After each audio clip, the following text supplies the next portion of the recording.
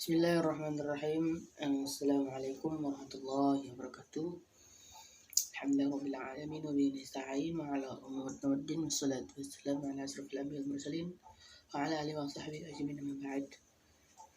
Di sini saya akan saya perkenalkan, nama saya Ahmad Fawaz Hakim dari Prodi Pendidikan Bahasa Arab kelas 2A. Di sini saya akan mereview ulang tentang materi peradaban Islam pada dinasti Abbasiyah, ya. Yang sebelumnya dinasti Umayyah. Sebelum saya menerangkan dinasti Abbasiyah, saya akan apa itu dinasti Bani Abbasiyah itu. Dinasti Bani Abbasiyah itu adalah sekelompok orang yang memiliki keturunan dengan Nabi Muhammad melalui jalur paman Nabi yang bernama Al-Abbas bin Abdul Muthalib bin Hashim.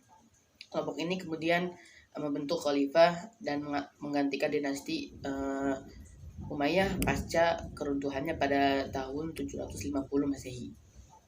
Dalam sejarah Islam, dinasti ini tercatat banyak melahirkan ilmuwan-ilmuwan cerdas yang dikenal di dunia. Ilmu pengetahuan dan pendidikan pun mulai berkembang pesat pada masa dinasti Abbasiyah. Tak heran jika dinasti ini dikenang sebagai dinasti yang membawa peran penting dalam peradaban agama Islam.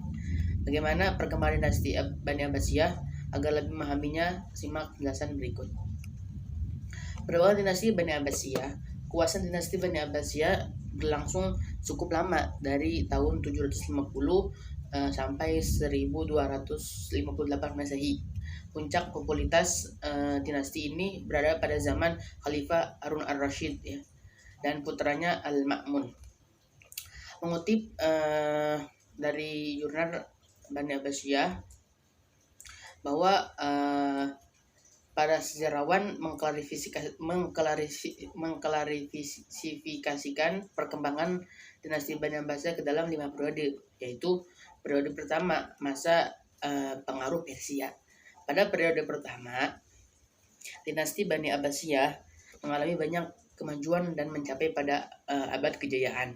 Masa kekuasaan periode pertama berlangsung di bawah kepemimpinan Abu Abbas sampai Al-Wathiq pada tahun 750 sampai 847 Masehi. Kemajuan dinasti ini dipengaruhi oleh beberapa faktor, yaitu karena terjadinya asimilasi dalam dinasti Bani Abbasiyah. Kemudian partisipasi orang-orang yang non-Arab dalam perkembangan dinasti ini, khususnya orang-orang Persia, dan perkembangan dinasti yang fokus pada pembangunan peradaban Islam. Yang kedua, periode kedua, masa pengaruh Turki. Berbeda dengan periode pertama, pada periode kedua ini justru dinasti Bani Abbasiyah mengalami kemunduran. Periode ini berlangsung pada tahun 847 sampai 945 Masehi. Saat itu kekhalifahan yang dipimpin oleh Al-Mutawakkil sangat lemah dalam menjalankan pemerintahannya. Kondisi ini dimanfaatkan oleh orang-orang Turki pada masa Al-Mu'tasim untuk mengambil alih kekuasaannya. Perebutan kekuasaan ini menyebabkan ketidakstabilan politik, ya, yang memicu kemunduran dinasti Bani Abbasiyah. Namun kekacauan ini akhirnya dapat diatasi sehingga tidak ada lagi perebutan kekuasaan antar khalifah. Periode ketiga, masa pengaruh dinasti Buwayhi. Periode ketiga berlangsung sejak tahun 945 sampai 1555 Masehi. Pada periode ini dinasti Abbasiyah semakin mengalami kemunduran, ya. Ini disebabkan oleh khalifah dinasti Bani Abbasiyah yang dinominasi dinasti Buwayhi dan akhirnya menimbulkan banyak masalah politik dalam dinasti. Pusat pemerintahan bahkan dipindahkan dari Baghdad ke Shiraz, tempat Khalifah Ali bin Buwayhi berkuasa. Meskipun politik di periode ini kacau, namun dinasti Bani Abbasiyah tetap konsisten mengembangkan ilmu pengetahuan dan peradaban Islam. Banyak ilmuwan lahir di periode ini seperti Al-Farabi, Ibnu Sina, dan Ibnu Maskawai. Periode keempat, masa pengaruh dinasti Seljuk. Periode keempat dimulai tahun 1555 sampai 1199 Masehi.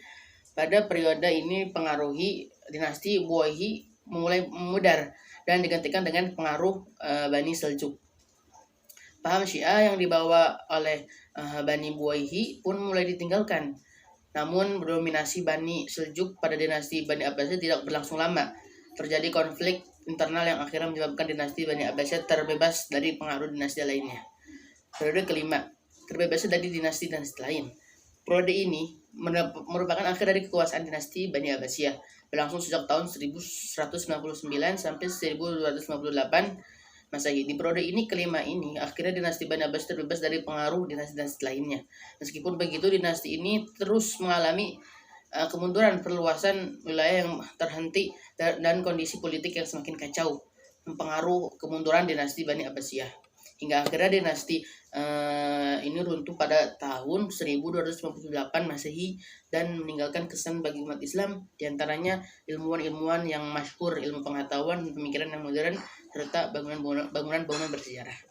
Mungkin itu sedikit review dari saya tentang dari awalnya mula masa kejayaan sampai masa kemunduran dan hingga runtuhnya pada tahun 1258 Masehi ini.